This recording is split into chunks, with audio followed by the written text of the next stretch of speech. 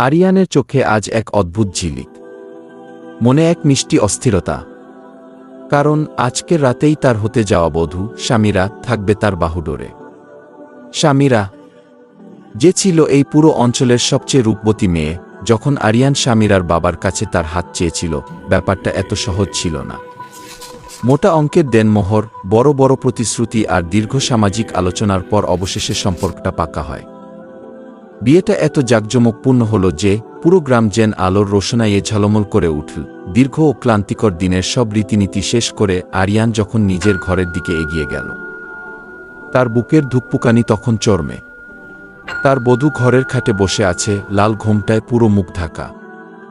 আরিয়ান ধীরে ধীরে কাছে এলো, পরম মায়া জড়ানো নরম কণ্ঠে বলল, অবশেষে তুমি আমার হলে শামিরা। কাপা হাতে সে ঘোমটাটা তুলল। আর ঠিক সেই মুহূর্তে তার নিঃশ্বাস যেন গলায় আটকে গেল। এ মুখ শামিরার নয়। হ্যাঁ, সামনে এক মেয়ে বসে আছে ঠিকই, কিন্তু সে শামিরার মতো সরু, কোমল বা চাঁদের মতো রূপবতী নয়, বরং সম্পূর্ণ অপরিচিত, কিছুটা ভারী গড়নের এক সাধারণ মেয়ে। আরিয়ান দু কদম পিছিয়ে গেল, যেন কেউ তার বুকে তপ্ত তীর মেরেছে। রাগে তার কণ্ঠ গর্জে উঠল, কে তুমি? কেন বসে আছো আমার ঘরে? মেয়েটি ধীরে ধীরে মাথা তুলল। তার চোখ থেকে মুক্তোর মতো অশ্রু ঝরছে। কাপা গলায় সে বলল, আমি রাইসা, শামিরার বড় বোন। আরিয়ানের রাগ যেন মুহূর্তেই দাউ দাউ করে জ্বলে উঠল। শামিরা কোথায়? আমি তো তার হাত চেয়েছিলাম। তোমরা সবাই মিলে আমার সাথে প্রতারণা করেছ। রাইসার কণ্ঠ ভেঙে যাচ্ছিল। সে হাত জোর করে বলল, দয়া করে আমার কথা শুনুন। শুধু আপনাকেই প্রতারণা করা হয়নি, ভাগ্য আমার সাথেও নির্মম খেলা খেলেছে। আরিয়ান চিৎকার করে উঠল, স্পষ্ট করে বলো, কি লুকাচ্ছ তোমরা? রাইসা বলতে শুরু করল। প্রতিটি শব্দ যেন তার বুকের গভীরে গেঁথে থাকা কোনো ধারালো কাটা টেনে বের করার মতো শোনাচ্ছিল।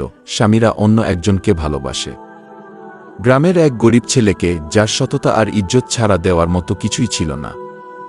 আপনি যখন ধনসম্পদ আর সম্মান নিয়ে আমাদের দুয়ারে এলেন, আমার বাবা এটাকে একটা লাভজনক সমঝোতা ভাবলেন। শামিরা অনেক বাধা দিয়েছিল, বলেছিল সে মরে যাবে তবুও এই বিয়ে করবে না। কিন্তু লোভের কাছে তার কান্না টিকেনি। অবশেষে বিয়ের ঠিক আগের রাতে সে তার প্রেমিকের সঙ্গে পালিয়ে যায়। শুধু একটা চিঠি রেখে যায়, যেখানে লেখা ছিল সে আর কোনোদিন ফিরবে না। আরিয়ানের মনে হলো তার পায়ের নিচের মাটি হঠাৎ সরে গেছে। সে শুধু প্রতারিতই হয়নি, এমন এক বিয়ের চড়া মূল্য চুকিয়েছে যার কোনো অস্তিত্বই নেই। সে রাগে কাঁপতে কাঁপতে জিজ্ঞেস করল, আর তুমি তুমি কেন এই জঘন্য নাটকে রাজি হলে? রাইসার কান্না এবার বাঁধ ভাঙল। কারণ আমিও এক বন্দি খাঁচার পাখি। বাবা আমাকে বললেন, তুই দেখতে অত সুন্দর নোস, কিছুটা মোটা, তোকে কে বিয়ে করবে? এটাই আমাদের বংশের মানসম্মান বাঁচানোর শেষ সুযোগ। তিনি আমাকে বাধ্য করলেন শামিরার বিয়ের পোশাক পরে এখানে বসতে। রাইসা এবার সরাসরি আরিয়ানের চোখে তাকালো। সেই চোখে ছিল মিনতি, ভয় আর বেঁচে থাকার শেষ আকুতি। আমি জানি আমি সে নই যাকে আপনি চেয়েছিলেন, কিন্তু আমার আর কোনো পথ ছিল না। আপনি যদি আজ রাতে আমাকে বাড়ি থেকে বের করে দেন, আমার পরিবার আমাকে মেরেই ফেলবে, সমাজ আমার দিকে আঙুল তুলবে। দোহাই আপনার, আমার ইজ্জতটুকু বাঁচান। আল্লাহ আপনাকে এর প্রতিদান দেবেন। আমি আপনার স্ত্রী নয়, এই বাড়ির দাসী হয়ে থাকব। শুধু আমাকে একটু আশ্রয় দিন। ঘরটা নিস্তব্ধ হয়ে গেল। কিছু সময় পর অত্যন্ত কঠিন ও ঠান্ডা কণ্ঠে সে বলল, তোমার কথা শুনলাম। আজ রাতে তুমি এই ঘর থেকে বের হবে না। তবে খুশি হওয়ার কোনো কারণ নেই। এটা আমি তোমার জন্য করিনি, করেছি নিজের জন্য। আমি পুরো সমাজকে এই তামাশা দেখার সুযোগ দেব না যে বাসর রাতে আরিয়ান কিভাবে প্রতারিত হল। আমি কারো হাসির পাত্র হব না। সে রাইসার দিকে না তাকিয়েই যোগ করল, তুমি নিজেই বললে না দাসী হয়ে থাকবে। তাই ভাবো, মনে রেখো, দুনিয়ার সামনে তুমি আমার স্ত্রী নামে পরিচিত হবে ঠিকই, কিন্তু মনের ভেতর আমি তোমাকে কোনোদিন স্ত্রীর মর্যাদা দেব না। সকালের প্রথম আলো ফোটা মাত্রই ঘরের দরজা খুলল। আরিয়ানের মা জাহানারা বেগম নাস্তার ট্রে হাতে ঘরে ঢুকলেন। কিন্তু খাটের ওপর রাইসাকে দেখেই তার মুখের সমস্ত হাসি উধাও হয়ে গেল। বিস্ময় আর অস্বস্তিতে তার চোখজোড়া বড় বড় হয়ে উঠল। জাহানারা বেগম অবাক হয়ে বললেন, আরিয়ান, এ তো শামিরা নয়, এ তো তার বড় বোন রাইসা, তাই না? এটা কি হচ্ছে? আরিয়ান এক মুহূর্তের জন্যও থমকে গেল না। সে পরিস্থিতি সামলে নিয়ে অত্যন্ত দৃঢ় ও ইস্পাতের মতো স্থির কণ্ঠে বলল, হ্যাঁ মা, আপনি ঠিকই দেখছেন। এ স্বামীরা নয়, রাইসা। আর এই সেই মেয়ে যাকে আমি নিজেই নিজের জন্য বেছে নিয়েছি। সে রাইসার কাঁধে একটা আলতো হাত রেখে মায়ের উদ্দেশ্যে বলল, আমরা প্রথমে স্বামীরার সাথে সম্পর্ক চেয়েছিলাম ঠিকই, কিন্তু পরে আমি বুঝতে পারলাম সে ঘর সামলানোর মতো উপযুক্ত নয়। আমার দরকার ছিল একজন বুদ্ধিমতী ও সুশৃঙ্খল নারী, যা আমি রাইসার মধ্যে পেয়েছি। বড়দের সম্মতি নিয়েই আমরা শেষ মুহূর্তে এই সিদ্ধান্ত নিয়েছি। আরিয়ান অত্যন্ত চতুরতার সাথে নিজের প্রতারিত হওয়াটাকে একটা দূরদর্শী সিদ্ধান্তে রূপান্তর করল। নিজেকে একজন ঠকে যাওয়া মানুষ হিসেবে নয়, বরং একজন বিচক্ষণ পুরুষ হিসেবে সবার সামনে তুলে ধরল। জাহানারা বেগম একটা দীর্ঘশ্বাস ফেলে বললেন, ভালো করেছিস বাবা, বুদ্ধিমত্তাই তো পুরুষের আসল গহনা। রূপ সৌন্দর্য তো আজ আছে কাল নেই, হাওয়ার মতো বদলে যায়। তিনি ঘর থেকে চলে গেলেন। আরিয়ানও দরজার দিকে পা বাড়াল, তবে ঘর থেকে বের হওয়ার আগে সে ঘুরে দাঁড়াল। তার কণ্ঠ এবার নীরব তরবারির মতো ধারালো শোনাল, ভুল বোঝো না রাইসা, এসব আমি তোমার প্রতি দয়া দেখিয়ে করিনি। আমি শুধু আমার বংশের নাম বাঁচিয়েছি সেই বদনাম থেকে, যা তুমি এই বাড়িতে বয়ে এনেছ। এই বাড়িতে থাকবে ঠিকই, কিন্তু ঘরের বউ হিসেবে নয়, এক দাসীর মতো। এটা একটা সমঝোতা মাত্র। ঘর ফাঁকা হতেই রাইসা যখন বাইরে বের হল, উঠোনে জাহানারা বেগম দাঁড়িয়েছিলেন। তার মুখে কোনো মায়া ছিল না, চোখ দুটো ছিল ছুরির মতো ধারালো। তিনি ব্যঙ্গাত্মক সুরে বললেন, তুমিও তাহলে সেই বুদ্ধিমতী মেয়ে? শোনো, আজ দুপুরে তোমার চাচা আর খালারা তোমাকে দেখতে আসবেন। কোনো কিছুর যেন কমতি না হয়। রান্নাঘরের দিকে ইশারা করে তিনি বললেন, রান্নাবান্না, ঘর পরিষ্কার, বসার ঘরের সাজগোজ, সব এখন তোমার দায়িত্ব। দেখি তোমার বুদ্ধির দৌড় কতটুকু। রাইসার ঠোঁট কেঁপে উঠল। এটা ছিল তার বিয়ের প্রথম সকাল। যেখানে একটি মেয়ের নতুন কনে হয়ে আদরে থাকার কথা, সেখানে সে বুঝে গেল শাশুড়ি জাহানারা বেগম এই বানানো গল্পটি পুরোপুরি বিশ্বাস করেননি। তিনি আড়ালে প্রতিশোধ নিচ্ছেন। রান্নাঘরে পা দিতেই রাইসা নিজের বাড়ির কথা মনে পড়ল, যেখানে তাকে কখনো কোনো কঠিন কাজ করতে হতো না। কিন্তু আজ তার সামনে শুধু কাজ আর বাধ্যবাধকতা। সে যখন পেঁয়াজ কাটার জন্য ছুরিটা তুলল, তার হাত কাঁপছিল। পেঁয়াজের খোসার সাথে সাথে তার চোখের জলও গড়িয়ে পড়ছিল। ঠিক তখনই জাহানারা বেগমের তীক্ষ্ণ কণ্ঠ তীরের মতো ছুটে এলো, এভাবে ছুরি ধরে নতুন কনে? নাকি এটাও একটা নাটক, যাতে কাজ করতে না হয়? রাইসা ভয় পেয়ে গেল। সে তাড়াহুড়ো করে ময়দা মাখতে গেল, কিন্তু পানি বেশি পড়ে যাওয়ায় ময়দা লেপ্টে গেল। সেটা ঠিক করতে গিয়ে ডোটি পাথরের মতো শক্ত হয়ে গেল। জাহানারা বেগম উচ্চস্বরে হেসে উঠলেন, লা হাওলা ওয়ালা কুওয়াত। এই তোমার সেই বুদ্ধিমতী মেয়ে, যে সামান্য রুটি বানাতেও জানে না? তোমার বাবা তোমাকে কিচ্ছু শেখায়নি? শুধু ভালো অভিনয় করে বড়লোকের ছেলে ফাঁসানো ছাড়া? রাইসা নিশ্চুপ হয়ে সব শুনল। তার আজ কোনো প্রতিবাদ করার অধিকার নেই, শুধু সহ্য করার এক অলিখিত ঋণ আছে। শাশুড়ি তাকে ধমক দিয়ে সরিয়ে দিলেন, সরো এখান থেকে, আমি নিজেই করছি। তুমি গিয়ে বসার ঘর পরিষ্কার করো। ওই কাজে অন্তত বুদ্ধির দরকার হয় না। দুপুর গড়াতেই বাড়িতে অতিথিরা আসতে শুরু করল। রাইসা অত্যন্ত সতর্কতার সাথে কফি ট্রে হাতে নিয়ে বসার ঘরে ঢুকল। ভয়ে তার পা কাঁপছিল। ঘরের সব চোখ যেন মুহূর্তের মধ্যে তার উপর এসে পড়ল। ফিসফিসানি কথাগুলো বাতাসের তীরের মতো তার কানে বাজছিল। এই সেই মেয়ে? শুনেছিলাম আরিয়ান নাকি রূপ দেখে মুগ্ধ হয়েছিল। এ তো স্বামীরার সেই মোটা বোন। ঠিক তখনই আরিয়ানের খালা, যার মুখের ভাষা তীরের চেয়েও ধারালো, সবার সামনে এক তীর্যক হাসি দিয়ে বললেন, আহারে, আমাদের নতুন বউ এসে গেছে। আরিয়ান, শুনেছিলাম তুই নাকি কোনো নরমকোমল রূপবতী মেয়েকে পছন্দ করেছিস। তা তুই রূপের বদলে পুরো আস্ত এক বটগাছ ঘরে নিয়ে এলি নাকি? পুরো বসার ঘরে একটা চাপা হাসির রোল পড়ে গেল। রাইসা লজ্জায় ও অপমানে মাটির সাথে মিশে যাচ্ছিল, কিন্তু ঠিক তখনই সবাইকে অবাক করে দিয়ে আরিয়ান অত্যন্ত শান্ত অথচ গম্ভীর কণ্ঠে বলে উঠল, খালা।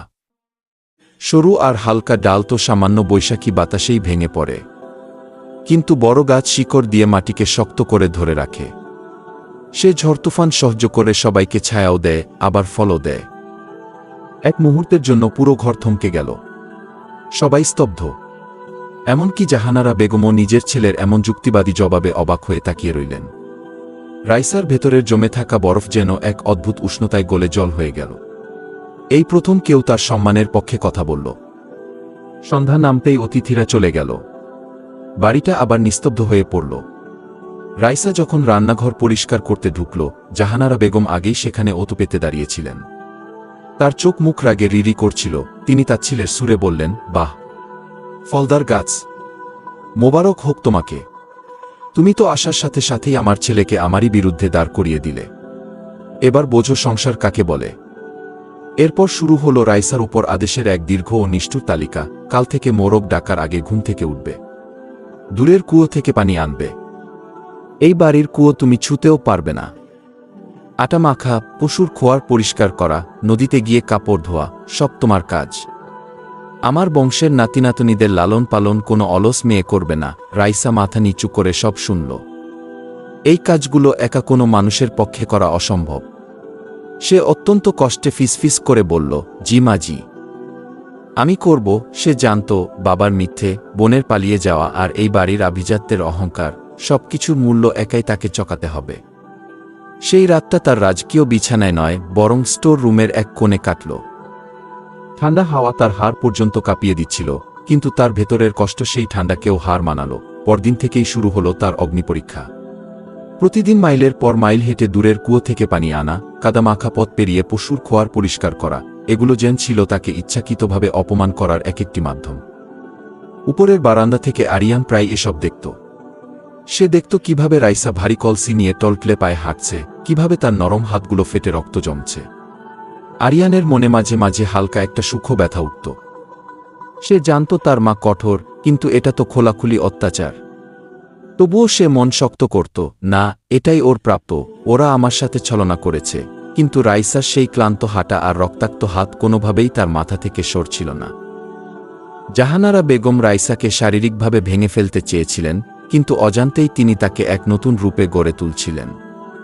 প্রতিনিয়ত কঠোর পরিশ্রম আর সামান্য খাবারের কারণে রাইসার ভারী শরীর ধীরে ধীরে কাটছাট হতে শুরু করল। তার চলাফেরায় একটা হালকা ও সাবলীল ভাব চলে এলো। আরিয়ান এখন আর তাকে পুরোপুরি উপেক্ষা করতে পারছিল না। সে এক অন্য চোখে রাইসাকে দেখতে শুরু করল। একদিন আরিয়ান মাঠের কাছ থেকে একটু তাড়াতাড়ি ফিরল। খোয়ারের পাশে তার চোখ পড়ল রাইসার উপর। সে শুকনো ঘাসের উপর বসেছিল। কড়া রোদে তার মুখটা ফ্যাকাশে দেখাচ্ছিল। তার হাতে ছিল শুকনো রুটির একটা ছোট্ট টুকরো। এটাই ছিল তার সারাদিনের খাবার। ঠিক তখনই তার সামনে একটা রোগা, ক্ষুধার্ত ছোট বিড়াল এসে কাঁপতে লাগল। রাইসা এক মুহূর্ত দ্বিধা না করে নিজের সেই সামান্য রুটিটুকু পানিতে ভিজিয়ে দুটুকরো করল। তারপর বড় অংশটা বিড়ালের সামনে রেখে নিজে ছোট টুকরোটা মুখে দিল। দূরে দাঁড়িয়ে আরিয়ান এই দৃশ্য দেখছিল। সে স্তব্ধ হয়ে গেল। যে নারীকে এই বাড়িতে পশুর মতো খাটিয়ে নেওয়া হয়, যে দিনরাত পাথরের মতো পরিশ্রম করে, যে নিজে ঠিকমতো খেতে পায় না, সেই নারী নিজের ক্ষুধার চেয়ে একটা অবুঝ পশুর কষ্ট বেশি অনুভব করছে। আরিয়ানের বুকে যেন একটা তীব্র তীর বিঁধল। এটা রাগ নয়, এটা ছিল নিজের আচরণের প্রতি এক চরম লজ্জা। সেই সন্ধ্যায় জাহানারা বেগম রান্নাঘরে চিৎকার করছিলেন, এই বাড়িতে আটা এত দ্রুত কিভাবে শেষ হয়ে যায়? অপচয় বন্ধ করো। এই কোলাহলের মাঝেই অনেক সপ্তাহ পর প্রথমবার রাইসার নিচু অথচ আত্মবিশ্বাসী কণ্ঠ শোনা গেল, মাজি, আমরা যদি ময়দার সাথে কিছুটা জবের গুঁড়ো মিশিয়ে রুটি বানাই, তবে রুটি যেমন পুষ্টিকর হবে, তেমনি আমাদের গমও অর্ধেক বেঁচে যাবে।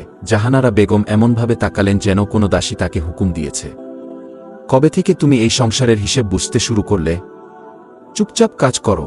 ঠিক তখনই আরিয়ানের কণ্ঠ ভেসে এলো, থামুন মা। সে রাইসার দিকে এক সম্পূর্ণ অচেনা ও শ্রদ্ধাপূর্ণ দৃষ্টিতে তাকালো। তারপর বলল, ও ঠিকই বলছে। জব অনেক সাশ্রয়ী আর স্বাস্থ্যের জন্যও ভালো। কাল থেকে এই বাড়িতে তেমনি হবে। এই প্রথম রাইসার কোনো মতামত এই বাড়িতে গৃহীত হল। জাহানারা বেগমের মুখে ঘৃণার নতুন রেখা ফুটে উঠল, কারণ তিনি বুঝতে পারছিলেন রাইসা তার সততা দিয়ে আরিয়ানের মন জয় করতে শুরু করেছে। পরদিন সকালে জাহানারা বেগম রাইসাকে আরও বড় শাস্তি দেওয়ার পরিকল্পনা করলেন। তিনি রাইসার হাতে পনিরের একটা ভারী ঝুড়ি দিয়ে বললেন, যাও, উঁচু গায়ের বাজারে গিয়ে এগুলো বিক্রি করে ঘরের সাদায় নিয়ে আসবে। হেঁটেই যাবে, কোনো ঘোড়া বা গাড়ি পাবে না। উঁচু পাহাড় পর্যন্ত সেই পথ ছিল দীর্ঘ 3 ঘন্টার এক চড়াই উতরাই। রাইসা কোনো অভিযোগ ছাড়াই সেই ভারী ঝুড়ি কাঁধে নিয়ে বেরিয়ে গেল। কাকতালীয়ভাবে আরিয়ানও সেদিন ঘোড়ার ব্যবসার কাজে ওই পথেই যাচ্ছিল। দুপুরে ফেরার সময় সে যখন ছোট রাস্তা ধরল, দূর থেকে দেখতে পেল একটা একলা ছায়া খুব ধীর পায়ে হেঁটে আসছে। বোঝার টানে পা দুটো যেন আর চলছে না। সে ঘোড়া থামিয়ে কাছে এলো। ওটা রাইসা? ফেরার পথে তার ঝুড়ি আরও ভারী, বীজ, ওষুধ আর ঘরের নানাবিধ জিনিসপত্র। ঘামে তার ওড়নাটা কিছুটা সরে গেছে, চুলগুলো বাতাসে উড়ছে। আরিয়ান হঠাৎ স্তব্ধ হয়ে গেল। সে যেন রাইসাকে আগে কোনোদিন এই চোখে দেখেনি। এ তো সেই স্থূলকায় মেয়েটি নয় যাকে সে বিয়ের রাতে প্রত্যাখ্যান করেছিল। এ তো সেই চেনা দাসীও নয় যাকে তার মা প্রতিদিন অপমান করে। এ এক অনন্য নারী যাকে দুঃখ আর কঠোর পরিশ্রম খোদাই করে এক জীবন্ত প্রতিমায় রূপান্তর করেছে। তার মুখাবয়ব এখন তীক্ষ্ণ, চোখ দুটো গভীর ও মায়াবী। রাইসা আরিয়ানকে দেখে ভয়ে মাথা নিচু করল, হয়তো আরেকটি অপমানের জন্য নিজেকে প্রস্তুত করছিল। কিন্তু আরিয়ান কোনো রাগ দেখাল না। সে ঘোড়া থেকে নামল। অত্যন্ত যত্ন সহকারে রাইসার হাত থেকে সেই ভারী ছুরিটা নিজের হাতে নিল এবং ঘোড়ার পিঠে তুলে দিল। তারপর এক ভারী কণ্ঠে বলল, যা সে নিজেও আগে কখনো শোনেনি, তুমি আমার সামনে হাঁটো। আজ থেকে তোমার সমস্ত বোঝা এই ঘোড়া বহন করবে। সে রাইসাকে ঘোড়ায় উঠতে বলেনি, হয়তো সেটা তার পুরুষালী অহংকারের জন্য একটু বেশি হয়ে যেত। কিন্তু সে রাইসার কষ্টটা ভাগ করে নিল। রাইসা আগে আগে এবং আরিয়ান ঘোড়ার লাগাম ধরে তার পেছনে পেছনে হাঁটতে লাগল। কিছুদিন পর আরিয়ান তার ব্যবসার একটি বড় চুক্তি উপলক্ষে নামী ব্যবসায়ীদের নিজের বাড়িতে নৈশভোজের আমন্ত্রণ জানাল। রান্নার সমস্ত দায়িত্ব সে দিল রাইসাকে। রাইসা যখন স্টোর রুমে গেল, তার বুক ধক করে উঠল। শাশুড়ি জাহানারা বেগম ইচ্ছে করেই সমস্ত ভালো চাল, মাংস আর মশলা লুকিয়ে ফেলেছেন। সেখানে পড়ে আছে শুধু কিছু জব, মসুর ডাল, শুকনো সবজি আর পনিরের একটা শক্ত টুকরো। এ তো গরিবের আহার। রাইসার চোখে জল এলেও সে মন শক্ত করল। আজ আরিয়ানের সম্মানের প্রশ্ন, তাকে কিছু একটা করতেই হবে। সে শুরু করল তার রান্নার জাদু। বাগান থেকে পুদিনা আর বুনো আজওয়াইনের তাজা পাতা তুলে আনল। মসুর ডাল সুগন্ধি পেঁয়াজের সাথে হালকা আঁচে বসাল। সামান্য ময়দার সাথে শক্ত পনির মিশিয়ে বানাল সুগন্ধি রাজকীয় রুটি। আর সেই সাধারণ জবকে সবজি ও জড়িবুটি দিয়ে এমনভাবে রাঁধল, যা হয়ে উঠল বিলাসবহুল হোটেলের রিসোর্টোর মতো এক রাজকীয় পদ। ব্যবসায়ীরা যখন খেতে বসলেন, জাহানারা বেগম এক কোণে বসে বিষাক্ত হাসছিলেন। ভাবলেন আজ আরিয়ানের সম্মান ধুলোয় মিশবে। ঠিক তখনই রাইসা ধোয়া ওঠা মসুর ডালের স্যুপ নিয়ে ঘরে ঢুকল। নরম কণ্ঠে বলল, এই স্যুপ আপনাদের সারাদিনের ক্লান্তি দূর করবে। ভারী মাংস খেতে অভ্যস্ত ব্যবসায়ীরা এই সাধারণ খাবার দেখে অবাক হলেন। আরিয়ানের কপালে তখন উদ্বেগের ঠান্ডা ঘাম। দলের সবচেয়ে প্রবীণ ব্যবসায়ী চামচ দিয়ে স্যুপটা মুখে দিলেন। পুরো ঘর নিস্তব্ধ। 1 চামচ, 2 চামচ খাওয়ার পর তিনি চোখ বন্ধ করে এক গভীর তৃপ্তির শ্বাস নিলেন। বললেন, ইয়া আল্লাহ, এ তো সাধারণ মসুর ডাল নয়, এ যেন গলে যাওয়া সোনা। এর স্বাদ আমাকে আমার মায়ের হাতের রান্নার কথা মনে করিয়ে দিল। এরপর যখন তিনি পনিরের রুটি আর জবের সেই রাজকীয় পদটি খেলেন, তিনি নিজের আসন থেকে উঠে দাঁড়ালেন। রাইসার দিকে তাকিয়ে বললেন, মা জননী, আমি জানি না তোমার স্বামী তোমাকে কোথা থেকে এনেছে, তবে সে এই পৃথিবীর সবচেয়ে ভাগ্যবান পুরুষ। আরিয়ান, তোমার আসল সম্পদ এই নারী, যে মাটিকে সোনায় বদলে দিতে পারে। অতিথিরা বিদায় নিলে জাহানারা বেগম দরজার পাশে স্পষ্ট পরাজয়ের গ্লানি নিয়ে পাথরের মতো দাঁড়িয়ে রইলেন। আরিয়ান চুপচাপ ঘরে এলে রাইসাও তার পেছনে গেল। আরিয়ান ঘুরে দাঁড়াল। তার চোখে এখন আর রাগ নেই, আছে এক বুক গভীর ভালোবাসা ও কৃতজ্ঞতা। সে নিচু কণ্ঠে বলল, রান্নাঘর তো প্রায় খালি ছিল, তুমি এত চমৎকার খাবার কিভাবে বানালে? রাইসা শান্ত গলায় বলল, যা কিছু বেঁচে ছিল তা দিয়েই বানিয়েছি। আপনার সম্মান আর আপনার বাড়ি যেন ক্ষুধার্ত না থাকে, আমি শুধু সেটুকুই চেয়েছিলাম। আরিয়ান দীর্ঘক্ষণ রাইসার দিকে তাকিয়ে রইল। এই সেই নারী যাকে সে একদিন অবহেলা করেছিল। সে ধীরে ধীরে রাইসার হাত দুটো নিজের হাতের মুঠো নিল। কণ্ঠ আবেগাকুল হয়ে উঠল, আমি ভুল করেছিলাম রাইসা। আমি ভুল করেছিলাম যখন ভেবেছিলাম মানুষের আসল মূল্য শুধু তার বাহ্যিক চেহারায় থাকে। আমাকে ক্ষমা করে দাও। সে এক গভীর শ্বাস নিয়ে বলল, আজ থেকে এই বাড়ি শুধু তোমার দাসী হয়ে থাকার জায়গা নয়, আজ থেকে তুমি এই বাড়ির আসল মালকিন। কিন্তু তুমি কি আমার এই হৃদয়েরও রানী সাহেব হতে রাজি? রাইসা চোখ বন্ধ করল। তার পাতলা সুন্দর মুখে এক শান্ত ও তৃপ্তির হাসি ফুটে উঠল। তার এতদিনের সব কষ্ট যেন এই একটি মুহূর্তেই ধুয়ে মুছে সাফ হয়ে গেল। কখনো কখনো আমরা জীবনের যে মোড়টিকে সবচেয়ে বড় অন্যায় বা দুর্ভাগ্য মনে করি, সেটাই আসলে আমাদের আসল শক্তি, আসল পরিচয় এবং সঠিক জায়গাটি খুঁজে পাওয়ার পথ তৈরি করে দেয়। রাইসা আর আরিয়ানের গল্প ঠিক তেমনি এক নিয়তির মধুর খেলা। তো প্রিয় বন্ধুরা, আরিয়ান আর রাইসার এই অনুভূতির গল্পটি আপনাদের কেমন লাগলো? নিয়তির এই খেলা কি রাইসার সাথে ঠিক বিচার করেছে? অবশ্যই আপনাদের মূল্যবান মতামত কমেন্ট করে জানাবেন। গল্পটি ভালো লেগে থাকলে একটি লাইক দিয়ে বন্ধুদের সাথে শেয়ার করতে ভুলবেন না। আর হ্যাঁ, এই চ্যানেলে নতুন হয়ে থাকলে এখনই সাবস্ক্রাইব করে রাখুন, যাতে পরবর্তী গল্পটি সবার আগে আপনার কাছে পৌঁছায়। খুব শীঘ্রই দেখা হবে নতুন কোনো আবেগঘন গল্প নিয়ে। ততক্ষণ পর্যন্ত সবাই ভালো থাকুন, সুস্থ থাকুন। আল্লাহ হাফেজ।